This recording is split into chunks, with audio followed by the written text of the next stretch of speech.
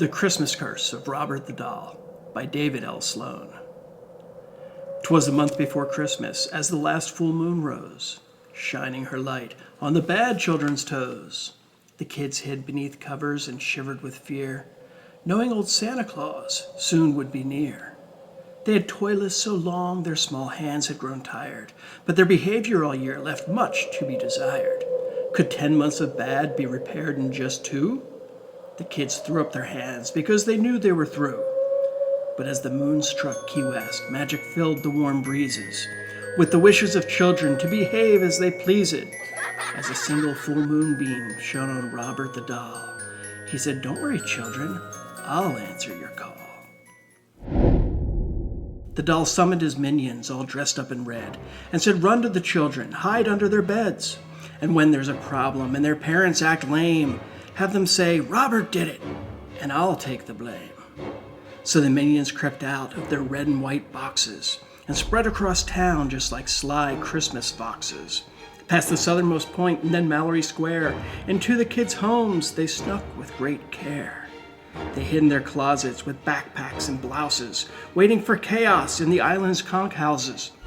And with each crash or clatter, they made double time to position themselves at the scenes of the crimes.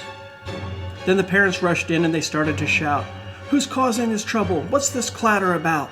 But the children just smiled with their tails that were tall and said, "I didn't do it. It was Robert the Doll." And the town's parents froze. Many trembled with fear. "We should have known all along that Robert is here.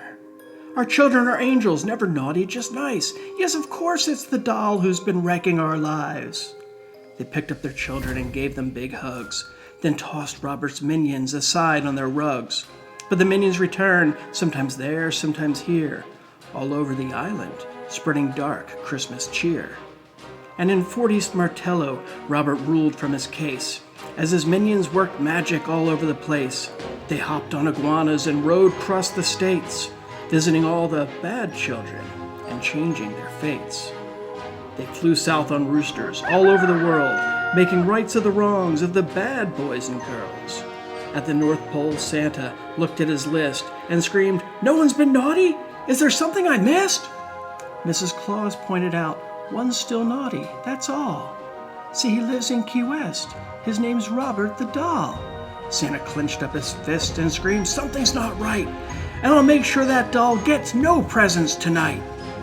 Then he packed up his presents and hopped on his sleigh, slapped the reins on his reindeer and started away. But as hands turned to midnight on the clocks and their faces, Robert's minions emerged from their best hiding places, rode their chickens and lizards back to Key West, taking all the world's blame to the place they loved best. Back in Fort East Martello, they swarmed Robert the Doll. As he hugged them, they shared the adventures they saw. They brought Robert presents from near and from far, cupcakes and candies and sweet shooting stars. And then Christmas morning, they climbed back in their boxes, closed all the doors, and locked all the lockses.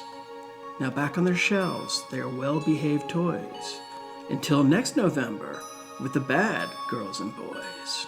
Robert let out a wink as he wished them good night. Merry Christmas to all, and to all a good fright.